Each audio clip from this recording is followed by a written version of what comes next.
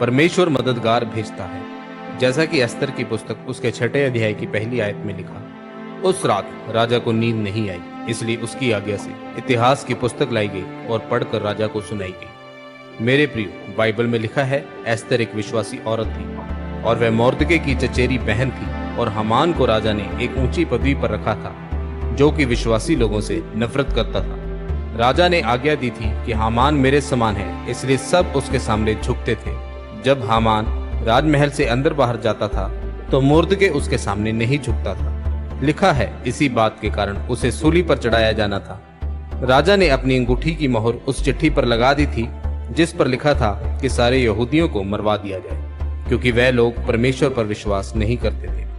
जब रानी एस्तर को यह बात पता चली कि राजा ने यहूदियों को मारने की अनुमति दी है, तो लिखा है उसने 3 दिन और रात के रोजे रखे और परमेश्वर के सामने रो रो कर प्रार्थना करी। उसने कहा, परमेश्वर, मेरे लोग मरने नहीं चाहिए। तब लिखा है कि राजा को सारी रात नींद नहीं आई और उसकी आज्ञा से इतिहास की पुस्तकें उसको पढ़कर सुनाई गई, जिसमें लिखा था कि राजा के 2 द्वारपालों ने राजा को मारने की युक्ति की थी और तब मोर्दके ने राजा के प्राणों की रक्षा की थी, पर यह बात राजा पर प्रकट नहीं थी। राजा ने यह सुनकर उनसे पूछा कि क्या मोर्दके को कोई इनाम नहीं दिया गया?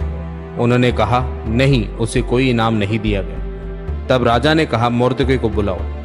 तब मोर्दके को बुलाया गया। राजा ने हामान को कहा कि मैं एक व्यक्ति को ऊंचा उठाना चाहता हूँ। उसने सोचा राजा मेरे विषय में बात कर रहा है। उसने कहा, राजा, तो उसे अपना वस्त्र पहना, अपनी अंगूठी उसे दे और उसको तेरे घोड़े पर बैठाकर घुमाया जाए। तब राजा ने हामान से कहा, जा और मोर्दके के साथ ऐसा ही कर।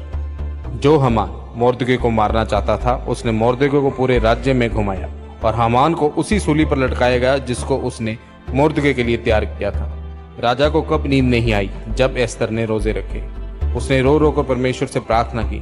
जब परमेश्वर का अनुग्रह आपके साथ होता है तो राजा क्या, एमएलए, एमपी, सीएम को भी नींद नहीं आएगी जब तक कि वो आपकी मदद ना करते। लिखा है कि राजा को नींद नहीं आई क्योंकि परमेश्वर ने उसकी नींद उड़ा